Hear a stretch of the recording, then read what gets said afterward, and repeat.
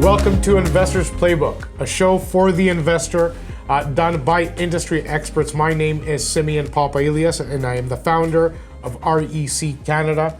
Myself and my partners have been at this for about 15 years, and we are trying to put together a community, a brand new community, the Investors Playbook community that will live on our website with tons of resources, insights, interviews of the people who create housing in this city, of the people who govern housing in this country, in this province, and naturally, locally right here in Toronto. Today, I am joined by Mr. Sasha Cucuz, the CEO of Greybrooks Securities. Sasha has been in the home manufacturing space, in the development space, in the capital raising space for a very long time. And he will be bringing his insight as to some of the market's hottest topics right now, which is home affordability.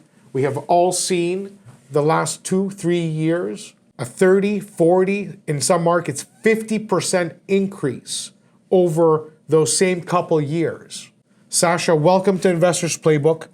It means the world to have you on the show because your insight is extremely sought after by government bodies, by advisory boards, by actually even the Home Affordability Task Force itself. Welcome to the show, brother. Glad to be here. Thanks for having me. Sasha, tell me a little bit about what you've seen these last couple years. I suppose it's a long time to talk about, but it's kind of, the pandemic really accelerated a lot of things. Tell me a little bit about your take on what's brought us to seeing every newspaper every day saying that affordability is out of control, calling to the government for help. What do you see as happening? How can we interpret this in a clean and understandable way to the investor community? Yeah, I mean, listen, if I could put my finger on one way to describe it, at least from my vantage point, is this Southern Ontario market in particular has some very strong fundamental features, and we'll get into some of them. But the supply-demand dynamic is something that I always point to as something that has always driven housing price sustainability. Okay, so we're not going to talk about the hypergrowth for a second. We're going to talk about the sustainability. I think sometimes what takes us into these hypergrowth situations are unusual circumstances that come together. In this case, the pandemic sort of dropped, interest rates dropped. You had savings rates kind of accelerating, and it was almost like a perfect storm because the prior couple of years, housing velocity had actually cooled off a little bit. Sure. So we were sort of doing a little bit of borrowing demand from the past, or demand that would have been there in the past and people were maybe sitting on the sidelines, and also a little bit from the future because people looked at this particular environment and said, wow, interest rates are very low, my savings are getting better, this might be the best time for me to enter the market. So we're kind of, in this particular period of time, seeing a little bit of the legacy demand, a little bit of the future demand, and it's all coming into one market, which manifests into this, what looks like hypergrowth. But the important thing to always keep in mind, and this is something that I say to investors, it's something I say to regulators and others when I'm asked, is just looking at the overall dynamic and that relationship between supply and demand. And it's only recently that people have started to really focus on the supply side. It's something that I, for one, have been saying for a decade plus, that we're simply not able to manufacture enough units. Enough homes. And there's different reasons for that. It's not all just the regulatory environment and sort of how approvals work. It's construction industry capacity. There's a number of constraints that just don't allow us to build as many homes as we need to match the growth in this area. But that was brought to light, I think, particularly in this particular market. And as a result of that, finally, people started paying attention because these demand side levers have been tried in the past, and we just kept seeing unrelenting growth. And then finally people said... And I think we can relate to 2017's, the Wynne government implemented the Ontario Fair Housing Plan. Yeah. And that Band-Aid was literally ripped off within a 6-month period. Yeah, it was quick. I mean, like at the end of the day, I don't believe that the demand side levers are particularly effective unless you address the supply side concerns. And if you don't address the supply side concern, like you said, it's only a Band-Aid. It's going to be a temporary solution as markets adjust. Because anytime you sort of are hitting the demand side, what you're doing is you're disadvantaging some consumer in some way, or some would-be consumer in some way. There's an adjustment period, and then typically, things kind of revert back to where they were. Only when you start addressing the other side of the coin can you make some progress. It's estimated that 70% of the land zone for housing in Toronto is restricted to single, detached, or semi-detached homes. Yeah. How is that possible?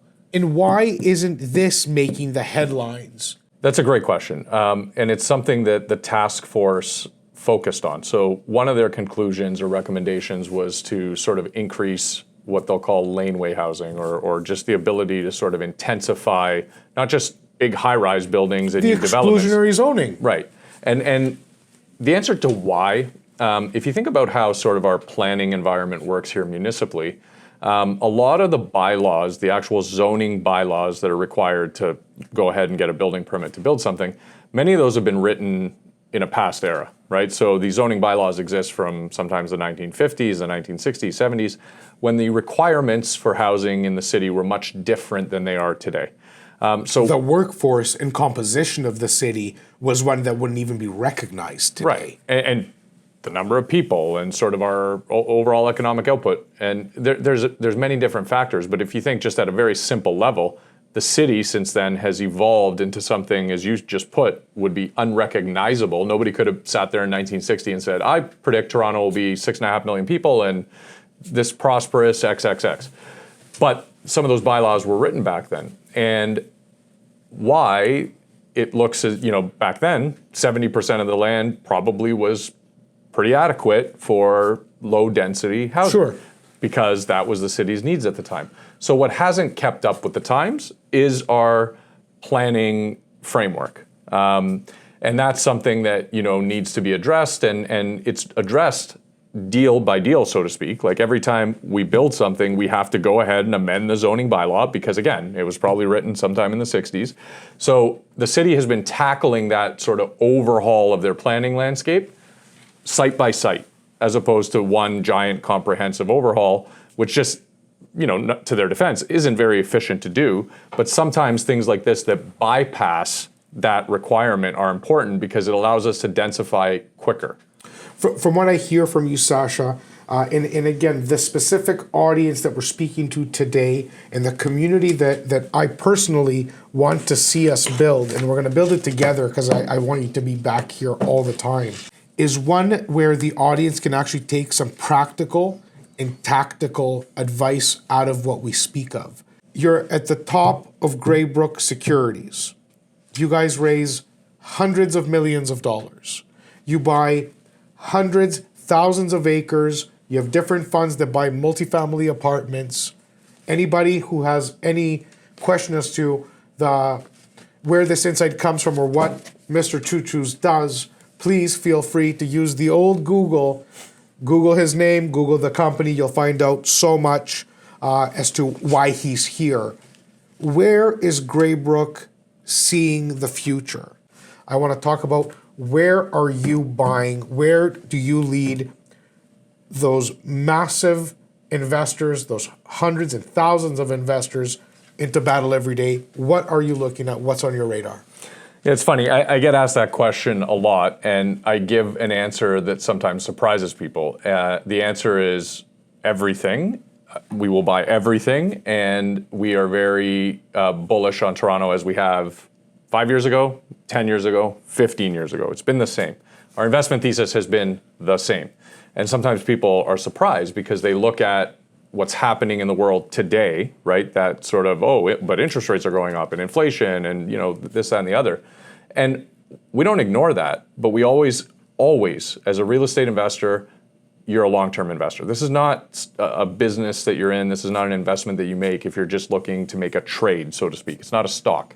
So at the end of the day, when you have fundamentals like we have here in Southern Ontario and that supply-demand imbalance and just a true need for housing, then really we're interested in buying the whole market of varying types. So let me put it to you this way. All type of housing is required for our growth, right? Given the amount of immigration, given the amount of migration, condo units aren't going to cut it.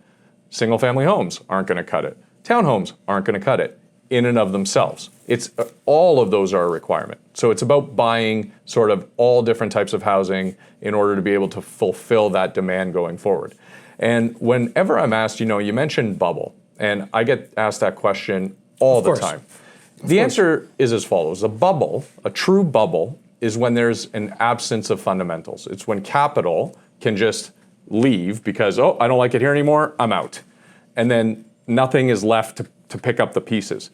In this market, we have a lot left to pick up the pieces. It's that fundamental demand that's driving it and a true lack of supply.